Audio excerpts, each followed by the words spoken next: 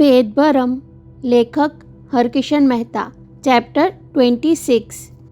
પ્રભાદેવીની સડક પર ઢાંકણ હટાવેલી ઉઘાડી ગટર જોઈને જાગેલી ઉત્તેજનાએ વિવેકને આખી રાત ઊંઘવા દીધો ન હતો.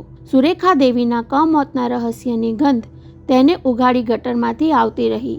એ જ સ્થળે સિટ્રોન કારનું વિનાકારણ થંભી જવું, કારનો દરવાજો ઉઘાડીને નીચે ઉતરવાની પોતાને ઈચ્છા થવી અને એક પગ બહાર કાઢ્યા પછી સડક પરની ખુલ્લી ગટર જોઈને પગ પાછો ખેંચી લેવો, એ સંકેત શું સૂચવતો હતો?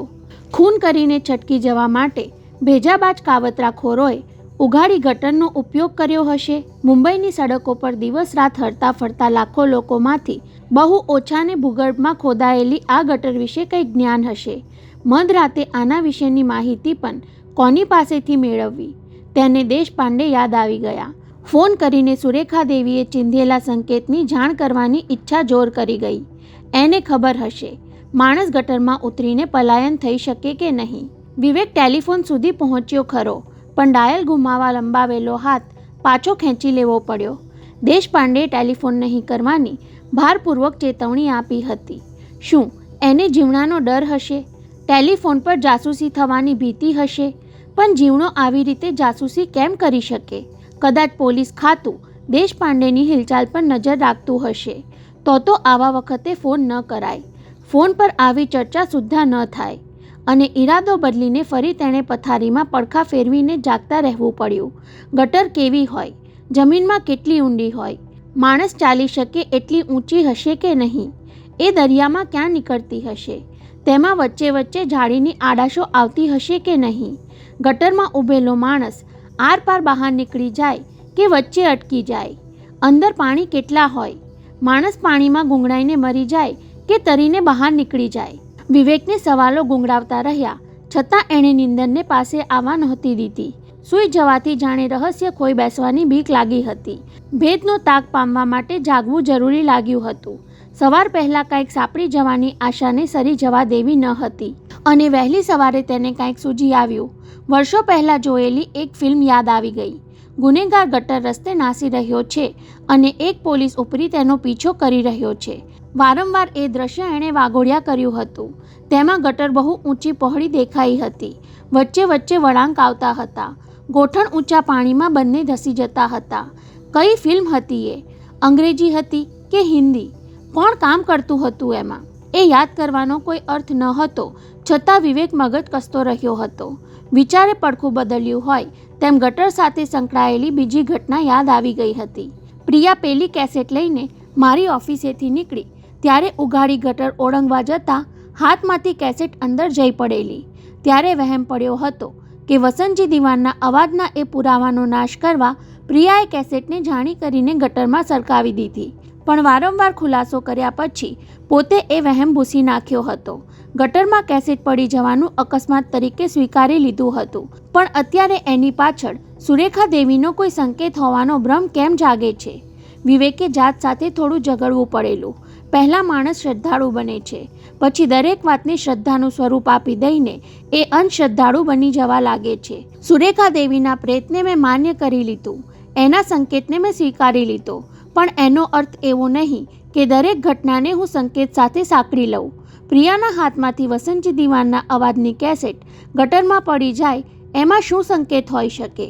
તેનો જવાબ શ્રદ્ધાળુ મને સંભળાવ્યો. સુરેખા દેવીનો આત્મા એમ સૂચવવા માંગતો હશે કે આ કેસેટ બનાવટી છે. વસંતજી દિવાનને ખૂની માનીને આગળ વધવામાં તમે ભેદભરમની ભૂલભુલામણીમાં અટવાઈ જશો.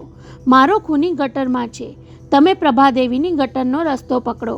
વિવેકની બુદ્ધિને આ દલીલ બાલિશ લાગી હતી, પણ જાગતા રહેવા માટે મનગમતું વિચારવામાં વાંધો શું છે?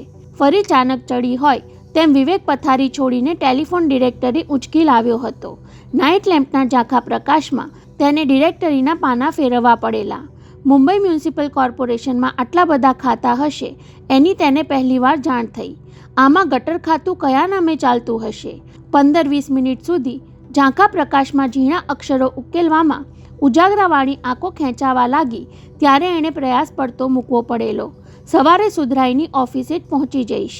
ટેલિફોન નંબર મળે તો પણ એનો કોઈ અર્થ નથી. આવી વાત ફોન પર પૂછવાનું ફાવે નહીં. મુંબઈ નગરપાલિકાની પુલથી જોડાયેલી બે ઇમારતોમાં પહેલીવાર જનારે થોડીવાર તો ફાંફા મારવા પડે. જૂના અને નવા મકાન વચ્ચે અટવાયા પછી વિવેકે કોઈને પૂછ્યું, ગટર ખાતામાં ફરિયાદ કરવા માટે ક્યાં જવું? ત્યારે ઓફિસર જેવા દેખાતા માણસે તેની સામે કતરાતો જોઈને સામે પૂછ્યું, તમે સ્વીયરેજ ડિપાર્ટમેન્ટ વિશે પૂછો છો? વિવેકને વિચિત્ર લાગ્યું હતું. ગટર શબ્દ પણ અંગ્રેજી હોવા છતાં આ સાહેબે ગટર સાંભળીને નાક શું કામ મચકોડવું જોઈએ? ત્રીજે માળે ગટર ખાતાના ચીફ એન્જિનિયરની કેબિન પર ખંભાથી નામ વાંચીને વિવેકે ધરપત અનુભવી. સાહેબ ગુજરાતી છે એટલે કામ સરળ થઈ જશે, પણ પટાવાળાએ તેને હતાશ કર્યો. તમે એપોઇન્ટમેન્ટ લીધી છે? વિવેકે ડોકું ધૂણાવ્યું એટલે સાંભળવા મળ્યું, તો પછી બપોરે આવો. અગાઉથી ટાઈમ લીધા વગર મળવા આવનાર માટે 2 થી 3નો સમય રાખ્યો છે. પણ આખી રાતનો ઉજાગરો વેઠીને સવારના દોડી આવેલા વિવેકથી બપોર સુધી ધીરજ ધરી શકાય તેમ ક્યાં હતું? તેણે લુચ્ચાઈ અજમાવી. સાહેબને તું મારા નામની ચિઠ્ઠી આપી જો, બોલાવશે તો અંદર જઈશ. કાગળની ચબરખીમાં તેણે માત્ર એટલું જ લખ્યું, વિવેક સન્યાસી આપને મહત્વના કામ અંગે મળવા માંગે છે. ચિઠ્ઠી લઈને સાહેબ પાસે ગયેલો પટાવાળો અડધી મિનિટમાં પાછો આવ્યો ત્યારે વિવેકે ધાર્યો હતો એવો જ પડઘો સાંભળવા મળ્યો. આપ અંદર જઈ શકો છો. વિવેકના હોઠ મલક્યા. સન્યાસી અટક અગાઉની જેમ ફરી અહીંયા કામ લાગી ગઈ, પણ કેબિનનો દરવાજો ઉઘાડીને એ જેવો દાખલ થયો કે તેને આવકારવા ખુરશી પરથી ઊભા થયેલા ભરાવદાર શરીરવાળા ખંભાતી સાહેબ મોઢા પડ્યા હોય તેમ તેને તાકી રહ્યા. એમણે કોઈ ભગવા વસ્ત્રધારી સન્યાસીની ધારણા રાખી હશે. તેને બદલે આધુનિક પોશાકમાં એક યુવાન સામે આવીને ઊભો હતો. સાહેબ, હું આપની 2 જ મિનિટ લઈશ કહીને તેણે એન્જિનિયર ખંભાતી સાથે હાથ મિલાવ્યા. ગઈકાલે હું માંડ મળતા બચ્યો. પોતાની ઓળખાણ કે આગમનના કારણની પ્રસ્તાવના વગર વિવેકે ચાલાકી ભરી શરૂઆત કરી. હું જાણું છું કે સવારના પહોરમાં આવી વાત સાંભળવી કોઈને ગમતી નથી, પણ હું આખી રાત ઊંઘી શક્યો નહીં. તેણે સાહેબ સમક્ષ પ્રભાદેવીની સડક ઉપર ઉઘાડી રહી ગયેલી ગટરવાળી આગલી રાતની ઘટના વર્ણવીને ઉમેર્યું. એ તો સારું થયું કે પગ મૂકતા પહેલાં મારું ધ્યાન નીચે ગયું, નહીતર અત્યારે હું તમારી સામે બેઠો ન હોત. ખંભાતી સાહેબ માંડ હસવું દાબી શક્યા. ઉઘાડી રહી ગયેલી ગટરની ફરિયાદ કરવા કોઈ આ રીતે દસી આવે તેના મગજની સમતુલા માટે શંકા જાગી. પછી ફરિયાદીની ચકાસણી કરવા ખાતર તેમણે ખાતામાં પૂછપરછ કરી જોઈ. પ્રભાદેવી પર આગલા દિવસે સફાઈ માટે ગટર ખોલવામાં આવી હોવાની વાત સાચી નીકળી. તેમણે નીચલા માણસને ઠપકો પણ સંભળાવ્યો. ગટર સાફ થતી હોય ત્યારે રાતે ઉઘાડી નહીં રાખવા દેવાની તાકીદ હોવા છતાં આવી ભૂલ કેમ થાય છે? સફાઈ કામદાર પાસે ખુલાસો માંગજો. ફરિયાદના ત્વરિત નિકાલ માટેની સાહેબની તત્પરતા વિવેકને ગમી. મિસ્ટર સન્યાસી, આઈ એમ સોરી. અમારા માણસની બેદરકારીને કારણે તમને તકલીફ પડી. સામાન્ય રીતે કોઈ પણ ગટર ઉઘાડી રહે તો રસ્તે ચાલનારની સલામતી માટે તેની આસપાસ અમે આડાશ રાખીએ છીએ, પણ ક્યારેક આવી ભૂલ થઈ જાય કહીને ચીફ એન્જિનિયર સાહેબ આશ્વાસન આપીને પોતાને રવાના કરવા માંગે છે એ જાણીને વિવેક થોડો ગૂંચવાયો. પોતે ખરેખર ફરિયાદ કરવા નહીં, માહિતી મેળવવા આવ્યો હતો. વાત આટોપાઈ નહીં જવી જોઈએ. સાહેબ, ક્યારેક કોઈ આવી ઉઘાડી ગટરમાં પડી જાય તો શું થાય? કોક વાર તો એવું બન્યું જ હશે ને? ક્યારેક બની જાય, પણ પ્રભાદેવી પર જે ગટર ઉઘાડી રહી ગયેલી એ વરસાદના પાણીની છે. એટલે સાહેબ, આપણે ત્યાં કેટલી જાતની ગટરો હોય છે? વિવેકે સિફતથી વાત આગળ વધારી. અમારા જેવા ભણેલા નહીં આની જાજી ખબર નથી હોતી. અંડરગ્રાઉન્ડ ગટર 2 પ્રકારની હોય છે, એક વરસાદના પાણીની અને બીજી ઘરમાં વપરાતા ગંદા પાણીની. કોઈ વિદ્યાર્થીને ભણાવતા હોય તેમ સાહેબે ઉત્સાહભેર સમજાવવા માંડ્યું. વપરાશના પાણીની ગટર થોડી નાની અને સાંકડી હોય છે, તેમાં સતત પાણી વહેતું રહે છે. ગટરના ઢાંકણા પાસે અંદર ઉતરવા માટે સીડી જેવા પગથિયા હોય છે. રસ્તાની નીચે 5 ફૂટ ઉતર્યા પછી તેનું તળિયું આવે. ભૂગર્ભમાં વ્યવસ્થિતપણે એ બંધાયેલી હોય છે. તેની પહોળાઈ 6 ફૂટની અને ઊંચાઈ 9 ફૂટની હોય છે. માણસ ચાલીને બીજે છેડે નીકળી શકે એવી તેની રચના છે.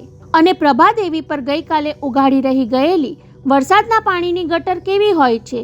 વિવેકે જિજ્ઞાસુ વિદ્યાર્થીની ઢબે પૂછી લીધું. એમાં પડી ગયેલો માણસ જીવતો બહાર નીકળી શકે ખરો? અરે, એ તો વધુ સલામત છે, સાહેબ ઉત્સાહભેર સમજાવવા લાગ્યા.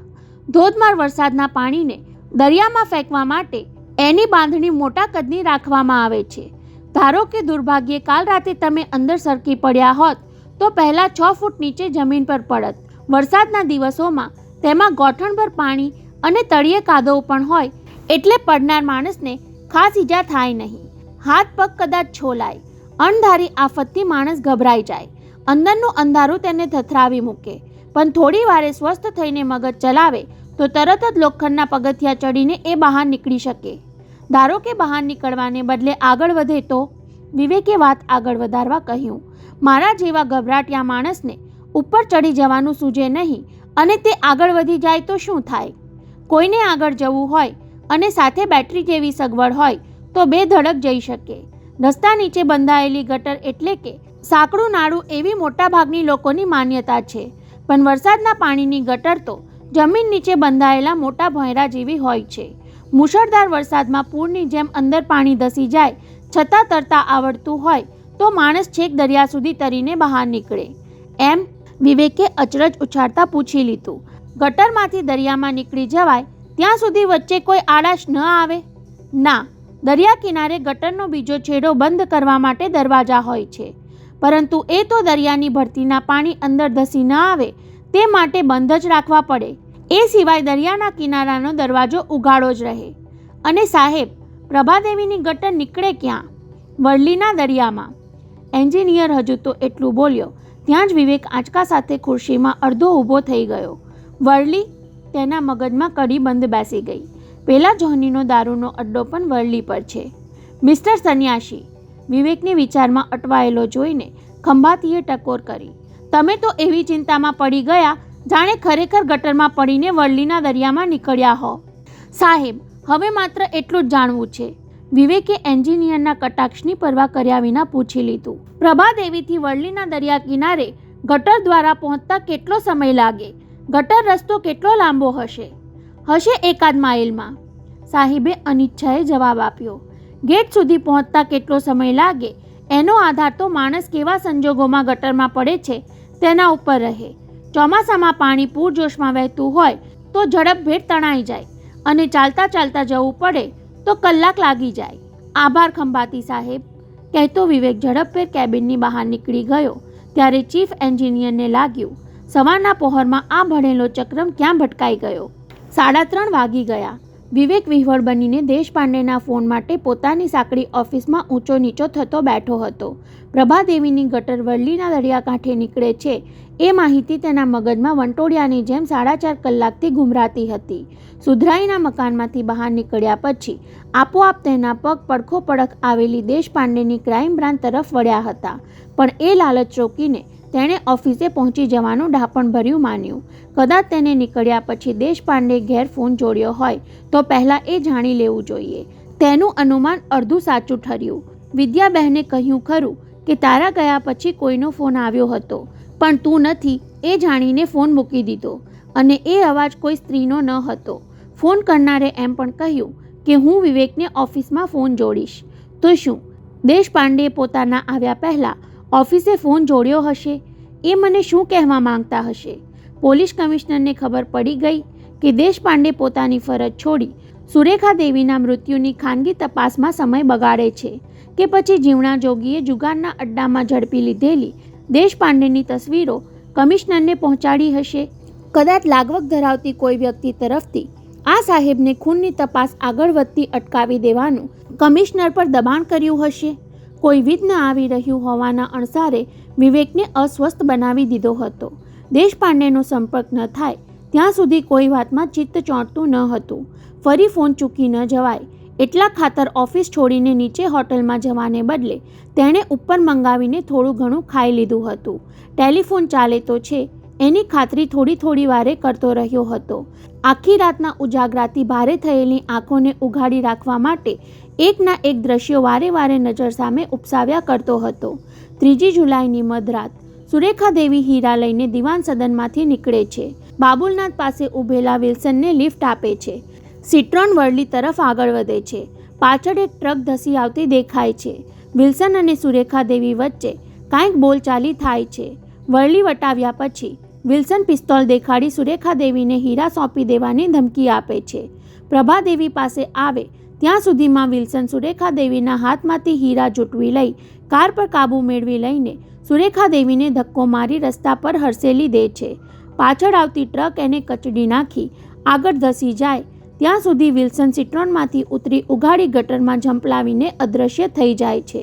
પણ અકસ્માતની હોહા થયા પછી ભેગા થયેલા લોકોનું ધ્યાન ઉઘાડી ગટર તરફ કેમ ખેંચાયું નહીં હોય કે પછી કોઈએ ગટરનું ઢાંકણ તરત બંધ કરી દીધું હશે? વિવેકે તર્કનો તાતણો ખેંચ્યો. પેટ્રોલ પંપ પર ધનરાજની ટેક્સીમાં જીવનો ટ્રકનો પીછો કરવા માટે રાહ જોતો હતો તેમ પેલો જીપ કટ્ટો કે બીજો કોઈ સિદ્ધિવિનાયક મંદિર પાસે અંધારામાં બેઠો હશે. જેવો વિલ્સન ગટરમાં ઉતરી ગયો કે દોડીને તેણે ગટરનું ઢાંકણું બંધ કરી દીધું જેથી કોઈને કલ્પના પણ ન આવે કે ખૂની ભૂગર્ભ રસ્તે પલાયન થઈ ગયો છે. અને વિલ્સન ગટરમાં ઝંપલાવીને કાવતરું પાડવાની ધરપત અનુભવતો થોડીવાર તળિયે બેસી રહ્યો હશે. પેલા ખંભાતી સાહેબે કહ્યું તેમ નીચે કાદવ અને પાણી હશે તો એને વાગ્યું નહીં હોય. બનવા જોગ છે કે કાવતરું ઘડતા અગાઉ વિલ્સને કોઈ ગટરમાં ઉતરીને રિહર્સલ કરી જોયું હશે.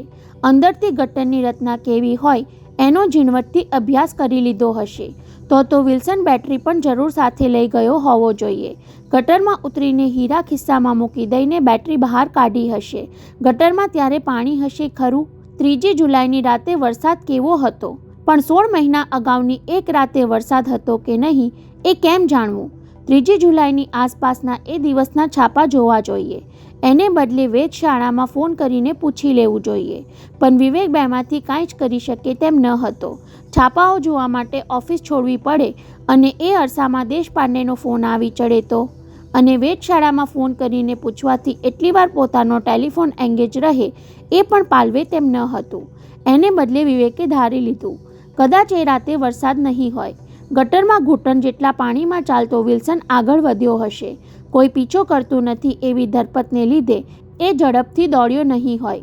છતાં એ અંધારે ગુંગળાવતી ગટરમાંથી બહાર નીકળી જવા ઉતાવળા પગલે તો આગળ વધ્યો જ હશે. પેલા એન્જિનિયર કહેતા હતા તેમ 1 માઇલ લાંબી ગટરમાંથી બહાર નીકળતા તેને અડધો પોણો કલાક લાગ્યો હશે. વરલીના દરિયા કિનારે પહોંચતા 2 વાગ્યા હશે. પણ ગટરના ગેટ ત્યારે ઉઘાડા હશે. ખંભાતી સાહેબે કહ્યું હતું કે વરસાદ હોય ત્યારે દરિયાની ભરતીના પાણી ગટરમાં ન જાય એવા સંજોગોમાં જ ગટરના ગેટ બંધ કરવા પડે. કાવતરાખોરોએ આ વિશે અગાઉથી જાણી કેમ ન લીધું હોય? વરસાદ હોય તો પણ સમુદ્રમાં ભરતી ન હોય એવો દિવસ અને સમય નક્કી કેમ ન કર્યો હોય? એનો અર્થ એ કે વિલ્સન સહી સલામત ગટરમાંથી બહાર નીકળી ગયો.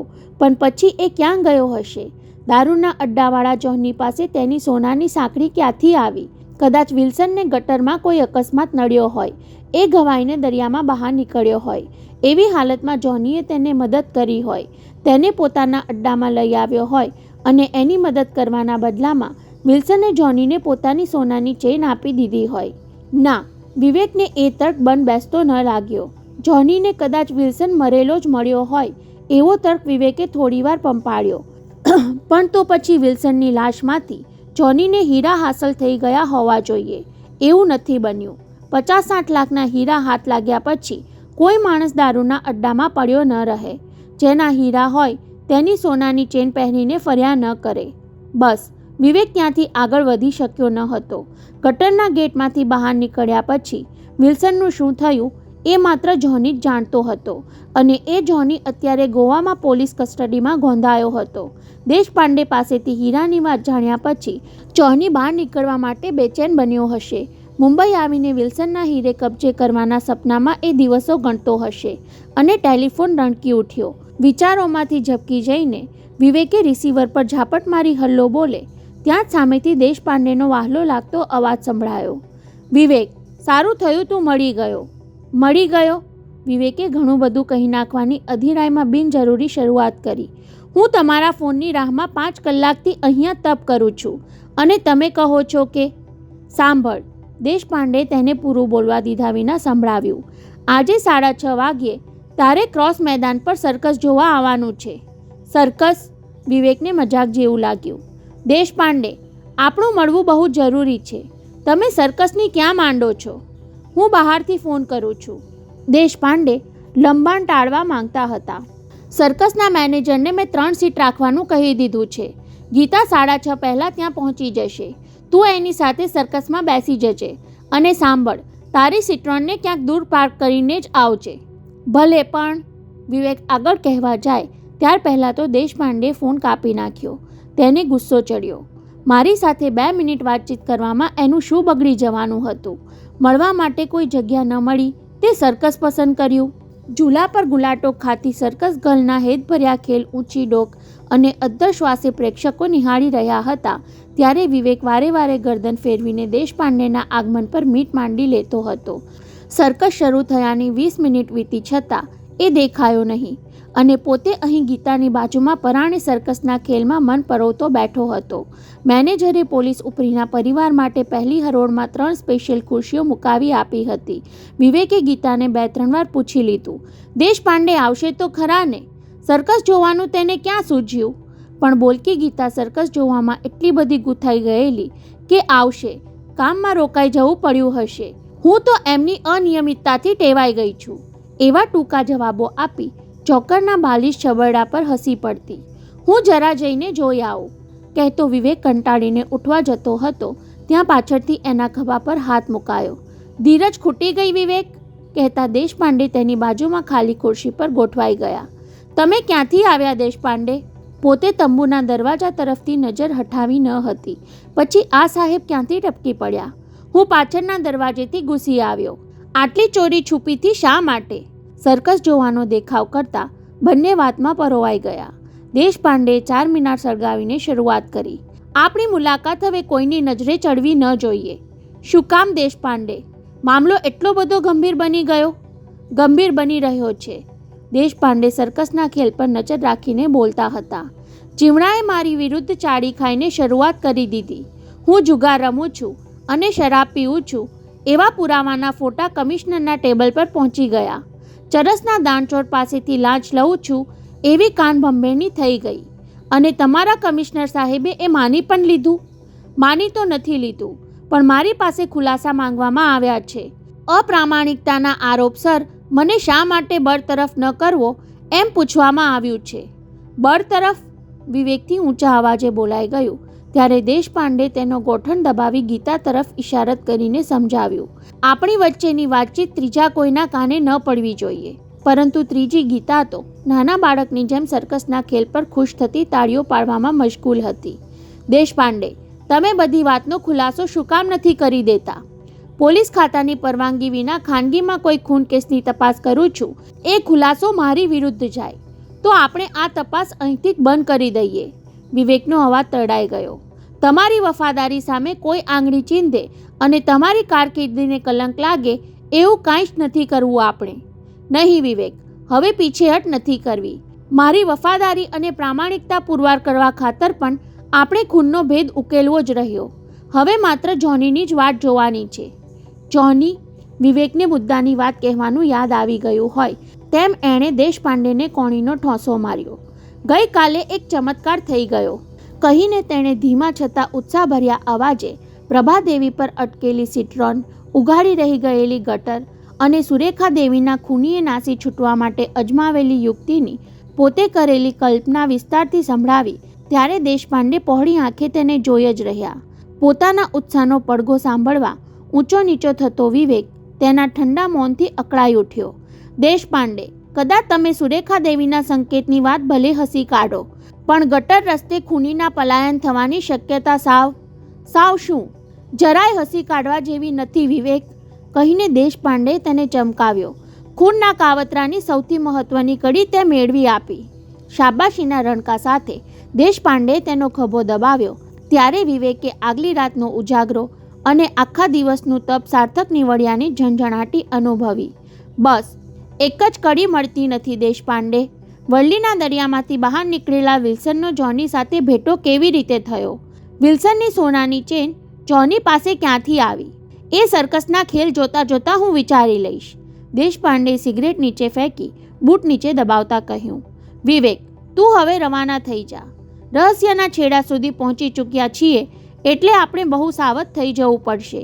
કોઈ આપણને સાથે જોઈ જાય તેમાંય જોખમ છે. વિવેકને છૂટા પડવાનું મન ન હતું, પણ દેશપાંડેના બોલવામાં ચેતવણીનો તીણો સૂર હતો. એ ઉઠવા જતો હતો ત્યાં દેશપાંડે તેના કાનમાં ફૂંક મારી. પેલા જીવણાથી હમણાં દૂર જ રહેજે. અને અહીંથી નીકળીને તેના અડ્ડા પર ફોન જોડજે. શું કામ? એટલું કહેવા કે પોલીસ ખાતામાં દેશપાંડેના દિવસો ગણાઈ રહ્યા છે. થોડા દિવસોમાં તેને બરતરફ કરવાના છે. હમણાં એની સામે તપાસ ચાલી રહી છે અને તપાસ પૂરી થાય નહીં ત્યાં સુધી તેને ફરજ પડતી પણ ફારેક કરવામાં આવ્યા છે. જીવણાને આ બધું કહેવાનો શું અર્થ છે વિવેક? તારો કે મારો પીછો કરતો એનો કોઈ માણસ અત્યારે આપણને અહીં મળતા જોઈ ગયો હોય તો પણ એવું કરવું જરૂરી છે. જીવણાને એમ થવું જોઈએ કે મેં તને વિશ્વાસમાં લઈને મારી બરતરફીની બાતમી આપી છે, પણ એને મારા કહેવા પર વિશ્વાસ બેસશે? હા, કારણ કે પોલીસ ખાતાના એણે પાડી રાખેલા માણસો તરફથી જીવણાને મારી બરતરફીના સમાચાર મળી ચૂક્યા છે. શું કહેવું અને કેમ કહેવું એ હવે મારે તને સમજાવવું પડે એમ નથી. તેની એ ટકોરમાં વિવેકને પોતાની લાયકાત પર દેશપાંડે મૂકેલા વિશ્વાસનો પડઘો સંભળાયો. આજુબાજુ એક નજર નાખી લઈને એ ઉઠ્યો. હું જરા બાથરૂમ જઈને આવું છું. ગીતા સાંભળે એ રીતે કહીને સર્કસમાંથી સરકી ગયો. ફ્લોરા ફાઉન્ટનના સર્કલમાં પાર્ક કરેલી કાર પાસે પહોંચતા સુધીમાં જીવણા સાથે શું અને કેવી રીતે વાતચીત કરવી એ તેણે વિચારી લીધું હતું. ચર્ચગેટ સ્ટેશનના પબ્લિક ફોનનો જ ઉપયોગ કર્યો. કોણ રાજા? જીવણાએ અવાજ ઓળખી જઈને ઉમળકો ઉછાળ્યો. દિવાળી પછી તો તે મોઢું જ દેખાડ્યું નથી. દિવાળી નહીં જીવણલાલ, કાળી ચૌદશ પછી કહો. કાળી ચૌદશની યાદે જીવણાને થોડો નરમ પાડી દીધો હોય એવું વિવેક ફોન પર કળી ગયો. અરે હા રાજા, તારી પેલી ડાકણથી છુટકારો મળ્યો કે નહીં? કઈ ડાકણ? પેલી ધોળી મોટર? નહીં જીવણલાલ, એ તો બરાબરની વળગી છે, વિવેકે કહેવા માંડ્યું. તમને પેલો હીરો તો યાદ હશે? હા, એનું શું થયું? વટાવી નાખ્યો? ના, પાછો આપી દીધો. કોને? દુર્લભજી દિવાનને. વિવેકે તેને આંચકો આપતા ઉમેર્યું. આજકાલ આપણા માનપાન ત્યાં બહુ વધી ગયા છે. 4-5 લાખનો હીરો પાછો આપી જાય એવો પ્રામાણિક માણસ આજના જમાનામાં મળે? રાજા, પ્રામાણિક પુરવાર થવા ખાતર 4-5 લાખનો હીરો આપી દીધો? નહીં જીવણલાલ, આપણી નજર દિવાન સાહેબની પૌત્રી પર છે. આજકાલ એને ફસાવામાં પડ્યો છું. સમજ્યો, એ છોકરીનું અપહરણ કરીને 10-15 લાખ કમાઈ લેવાનો પેંતરો રચ્યો છે કે? ના જીવણલાલ, દિવાન સાહેબના જમાઈ બની જઈને 4-5 કરોડની મિલકતનો માલિક બની જવા માંગુ છું. જીવણાને બહુ આકરું લાગ્યું હોય તેમ થોડી વારે ચૂપ રહ્યો એટલે વિવેકને મૂળ વાત કહેવાનો મોકો મળી ગયો. તમને દેશપાંડેની ખબર પડી? શું? જીવણાના અવાજમાં પલટો આવી ગયો. શું થયું દેશપાંડેને? એની પોલ પકડાઈ ગઈ, વિવેકે સાવચેતીથી કહેવા માંડ્યું. પોલીસ કમિશનરને જાણ થઈ ગઈ કે એ જુગાર રમે છે, શરાબ પીવે છે અને મારા તમારા જેવા પાસેથી લાંચ રૂશ્વત લે છે. શું વાત કરે છે? હા જીવણલાલ, મને દેશપાંડે જ વાત કરી. થોડા દિવસમાં એને બરતરફ કરી દેવાના છે. સાલા કૂત્તાને કાંઈ પણ થાય એમાં આપણે શું? નહીં જીવણલાલ, આપણે સાવધ રહેવું પડશે, વિવેકે ગભરાટ વ્યક્ત કર્યો. પેટનો બળ્યો ગામ બાળે. દેશપાંડે બરતરફ થાય નહીં ત્યાં સુધી આપણે સંભાળવું પડશે. તમે જુગારનો અડ્ડો હમણાં બંધ કરી દો. હું પણ થોડા દિવસ મુંબઈ છોડીને ચાલ્યો જાઉં છું. થોડા દિવસ એટલે સમજો ને કે 30મી નવેમ્બર સુધી. વિવેકે આખર તારીખનો હવાલો આપી દીધો. 1 ડિસેમ્બરે તો એનો ફેસલો આવી જશે. જીવણો થોડીવાર ખામોશ કેમ રહ્યો એ વિવેકને સમજાયું નહીં. શું વિચારો છો જીવણલાલ? આવી બધી વાત ફોન પર કરવાને બદલે રાજા અહીં અડ્ડા પર આવી જાને. નહીં જીવણલાલ, મને શંકા પડે છે. શેની શંકા? પોલીસ ખાતાનો CID મારો પીછો કરતો હોય એવી શંકા છે, વિવેકે અવાજ ધીમો કરીને કહી દીધું. શાંતિ કોઈ મારો પીછો કરતું હોય એવું લાગે છે. તમારી પાસે આવીશ તો મારે કારણે તમે ઉપાધિમાં મુકાઈ જશો, કહીને તેણે ફોન બંધ કરી દીધો. સામે છેડેથી જીવનો ફોન મૂકીને મલકતો રહ્યો હતો. એ સાલાને ખબર નથી કે એનો પીછો કરનાર પોલીસ ખાતાનો CID નહીં, મારો માણસ છે. 29 નવેમ્બરની મધરાતે રણકી ઉઠેલા ટેલિફોને વિવેકના ઘરના ખામોશ વાતાવરણને ખળભળાવી મૂક્યું. રહસ્ય કથા વાંચી રહેલા વિવેકે પોકેટ બુક ફંગોળી દઈ ફોન ઉચકવા દોટ મૂકી. દેશપાંડે કહી રાખ્યું હતું, આજકાલમાં જોનીના છૂટવાના ખબર ગોવાથી આવી જવા જોઈએ. તું તૈયાર રહેજે.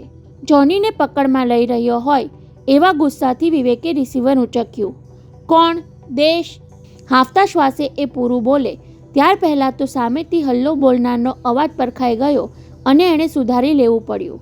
કોણ? દિવાન સાહેબ આપ? અત્યારે? વિવેક, તું ઘેર જ છો? દુર્લભજી દિવાન અસ્વસ્થ અવાજે બોલવા લાગ્યા. શું વાત છે દિવાન સાહેબ? પ્રિયા. દુર્લભજી દિવાન રૂંધાતા કંઠે એટલું જ બોલી શક્યા ત્યાં જ વિવેકનું હૃદય ધબકારો ચૂકી ગયું. શું થયું પ્રિયાને? દિવાન સાહેબ અટકી કેમ ગયા? ચીસ પાડવાની ઢબે વિવેકે પૂછ્યું ત્યારે ગળગળા અવાજે સાંભળવા મળ્યું. ખબર નથી, એ ક્યાં ગઈ? સાંજે હું માધવબાગથી ઘેર પાછો આવ્યો ત્યારે પ્રિયા ઘરમાં ન હતી. નોકરને એટલું જ કહી ગઈ હતી કે દાદાજીને કહેજો કે હું ફિલ્મ જોવા જાઉં છું. મેં 9:30 સુધી રાહ જોઈ. પછી તારે ઘેર ફોન કર્યો પણ તું ઘેર ન હતો એટલે માન્યું કે તારી સાથે બહાર ગઈ હશે. અત્યારે 12:30 સુધી ધીરજ રાખીને રાહ જોઈ પણ... દિવાન સાહેબનો અવાજ ભાંગી પડ્યો. વિવેક ધ્રુજી ઉઠ્યો. પ્રિયા ગુમ થઈ ગઈ? ઘર છોડીને ચાલી ગઈ કે પછી? તર્ક કરવાનો સમય ન હતો. દિવાન સાહેબ, પ્રિયા આજે મને મળી જ નથી. કદાચ કોઈ અકસ્માત. નહીં, એ પૂછપરછ મેં કરી લીધી. સાંજ પછી આ વિસ્તારમાં કોઈ સ્ત્રીને અકસ્માત નડ્યો નથી. હવે તો પોલીસને જાણ કરવા સિવાય... નહીં દિવાન સાહેબ, હું અડધા કલાકમાં આવી પહોંચું છું, વિવેકે અધીરા અવાજે કહ્યું. પોલીસ ઉપરી દેશપાંડેને લઈને આવી પહોંચું છું. ઘૂંટાતા શ્વાસે રિસીવર મૂક્યા પછી વિવેક અડધી મિનિટ જળની જેમ બેસી રહ્યો. તેના દાંત બિસાયા. બદમાશ જીવણાનું જ આ કામ. વસંતજી દિવાનના અવાજથી ફોન કરી પ્રિયાને નીચે બોલાવીને જીવણો તેને ઉઠાવી ગયો. ખુન્નસ ઘૂંટતો વિવેક ઊભો થયો. બાને જગાડીને જાણ કરવાની જરૂર નથી. ઓફિસ બેગમાં પડેલી સિટ્રોનની ચાવી લેવા માટે એણે બેડરૂમ તરફ પગ ઉપાડ્યા ત્યાં જ ઘરના દરવાજાની ઘંટડી વાગી. વિવેક ચોંકી ઉઠ્યો. અત્યારે કોણ હશે? પ્રિયા તો નહીં હોય ને? ઉતાવળા પગલે જઈને એણે બારણું ઉઘાડ્યું તો બહારથી એક હાથ તેના મોં પર ધસી આવ્યો. તેના જડબા ભીસાયા. જોર કરીને વિવેક તેની પકડમાંથી છૂટી શકે એ પહેલાં બીજો હાથ તેની ગરદન પર પડ્યો. ઝાટકા સાથે તે ઘરના બારણા બહાર ખેંચાયો અને કાંઈ સમજાય એ પહેલાં માથા પર વીંજાયેલા જોરદાર ફટકાએ તેના મગજમાં શૂન્ય અવકાશ સર્જી દીધો.